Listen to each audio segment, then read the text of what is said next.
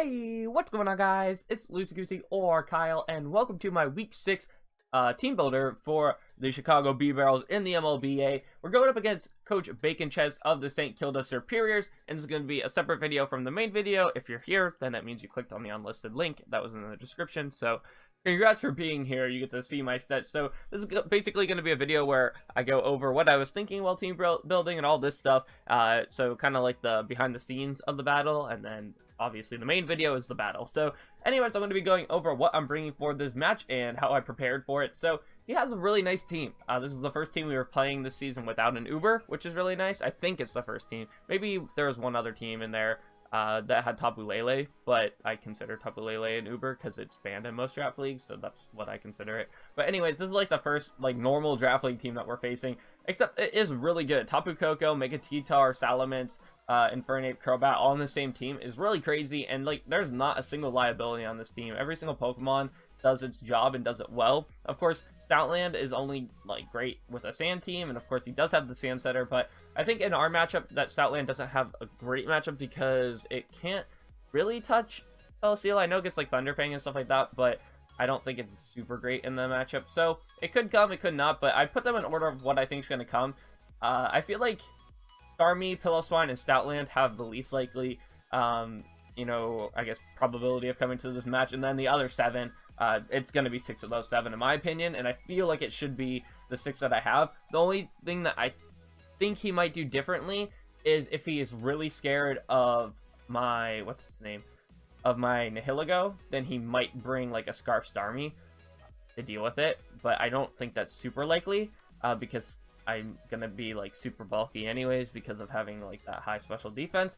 Or he could also bring an Eevee like Piloswine to deal with it. So if he's really afraid of some of my Pokemon, I can see those two coming. I don't really see Stoutland coming, like I said, but overall he could bring whatever he wants because they're all really good Pokemon. So first Pokemon I decided to bring to this match, and it's kind of interesting. I'm hoping that I get the plays right with this, but I'm bringing Uxie because I feel like Uxie has a decent matchup as a defensive pivot, as well as being a Stealth Rock setter, and one of my ways to deal with Metagross. So basically I have Foul Play on there to do a lot of damage to Metagross or Salamence if it gets up some, you know, Dragon Dances, stuff like that. But it also has Psychic to hit the Crobat just in case I need that. It probably won't have a chance to do that in the game, but it also hits Infernape. And then as far as setting up hazards go, it is my only hazard setter on the team. Well, I have other hazard setters, but like they don't have the moves. And then I have U-Turn as a pivot. So you might be interested in my speed this week, and I'm Relaxed Nature with 0 IVs. Basically, my thinking is that this Tyranitar is going to try to Pursuit Trap me, and if I'm slower, then I can still U-Turn, and the Pursuit will go before the U-Turn, and so then I only take half of that damage as I would if I was faster. Now, the downside of that is if he goes for Crunch instead of Pursuit, then I'm taking 80% from the Crunch. So, it's like, it could work, it could not, and if I was faster, then I could switch out and have something else take the Crunch, but I don't really have great switch-ins to Crunch anyway, so I figured it's a 50-50 on what his prep's going to be, and I think he'll carry both moves. But in that scenario, you have to think that Uxie's going to be faster because, like, well, I guess if he runs speed investment on his Tyranitar, he might think he's faster anyways, but, like, I am 0 IVs, 0 speed. So I think that even if I had max IVs but no speed and, like, a bold nature or something like that, I feel like I would still outspeed an uninvested T-Tar. I don't know. I feel like the Pursuit would be the proper play for any draft league player in that scenario. So that's why I wanted to be slower than the T-Tar. If it doesn't work out, then that's my fault in prep. But it's a mixed defensive Uxie. It can take hits from everything. Mainly my Metagross check. Next Pokemon I'm bringing, of course, I'm bringing Celesteela. I think Celesteela is one of the best Pokemon in draft league format. I'm bringing Weakness Policy. I don't know how well that's going to work, but I understand that Koko can one-shot me and Infernape can one-shot me. That's not who I'm hoping will activate my Weakness Policy. I'm hoping he either brings Heat Wave Crobat and doesn't have a Nasty Plot up, or he has Hidden Power Fire on his Tangrowth, and that's the more likely one. Is if he has Hidden Power Fire on his Tangrowth, which I don't know if he would, because he might just run like Leech Seed, Sludge Bomb, Giga Drain, Knockoff, which is a decent set. But if he has Hidden Power Fire, then this Weakness Policy will be able to activate, and I will get up and Autotomize and be able to outspeed everything on his team. And Oko a lot. I can Oko the Koko at +2, I can Oko the Crobat at +2, I can Oko the... I think I can Oko the Metagross at +2. I'm not 100%. If he's bulky, then not. But I can Oko the Infernape at +2. So if he's hitting Power Fire on the Tangrowth, then that's going to work out.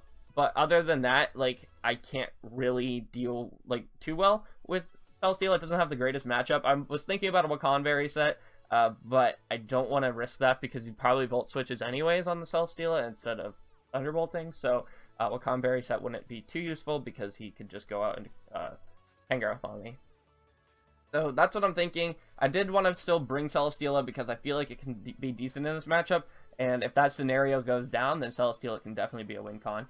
Next Pokemon we're bringing is going to be Nihilego. I think Nihilego is really good, especially as a Scarfer. If he doesn't Scarf any of his faster Pokemon, so if he doesn't Scarf Infernape, Crobat, or Tapu Koko, then we outspeed everything on the team. I feel like one of them will be Scarf, probably Infernape, because Infernape is a better Scarfer in my opinion than Koko. Koko can run a lot of other sets, but he could Scarf them both. But no matter what, our team is going to struggle with like pivoting because his team is all about pivoting. So I want to get up Toxic Spikes in this match. That's one of my main priorities. So if I lead this thing and I have a good matchup, like let's say he leads Crobat, I guess he could taunt me, but he would probably switch out and I would get up a Toxic Spike. And so it kind of stops pivoting because I can poison the Tapu Koko and the Infernape, and I also have Stealth Rocks on Uxie, so I'm hoping that getting up hazards will prevent him from being able to pivot on me so much.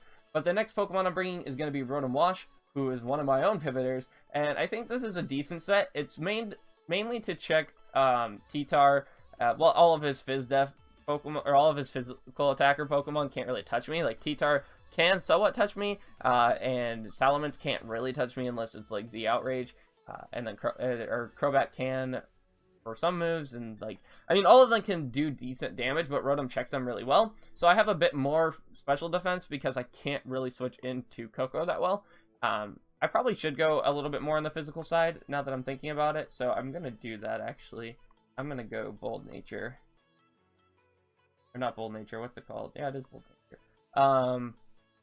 Because I want to be able to take hits from T-Tar better. So basically, Will-O-Wisping T-Tar, Will-O-Wisping Salamence, Will-O-Wisping Metagross, Will-O-Wisping, what's his name, Crobat is really important in this match, and I can pivot with Volt Switch, like slow pivots.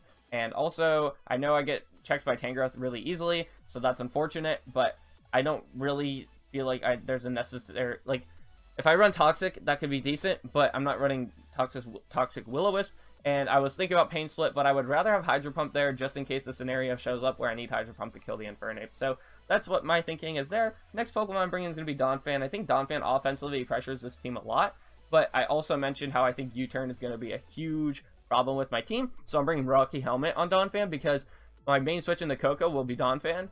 And if he runs HP Ice, then that's not going to work as well. But if he goes for the U-Turn, then he's going to be taking that Rocky Helmet. And if I have Rocks up, he's going to be taking 12% more when he comes in. And so it really limits his switch-ins. And if he's not Scarf Koko, then I only need one Rocky Helmet and one set of Rocks to be able to Oko with Power Gem, which is really nice. And I want to make sure my Nihilego is special attack boosting. And it is. Okay, good. So yeah. That's really nice because if I can lock myself into Power Gem to win this game, it's a lot better than locking myself into Sludge Wave because then Metagross completely stops me in my tracks. But if I can get Metagross down to like 15%, a +1 Power Gem can kill it if it's Fidef. If it's Fizz Def, then like I need it at 25% or something like that. But Donphan answers the Metagross really well, and then Ice Shard, if Salamence gets too out of control, I can do a little bit of damage to it, as well as being able to get rid of hazards that he might set up. He can only set up rocks from what I can see on his team. I don't think...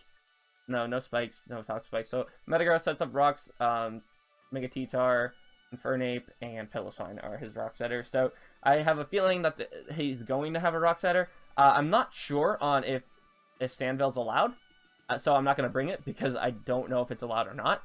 I don't think it goes against the evasion clause, but I'm not 100% sure on that, and I don't want to break any rules. So I'm bringing Sturdy, but I would rather bring Sandville if I was allowed, but I'm just not sure.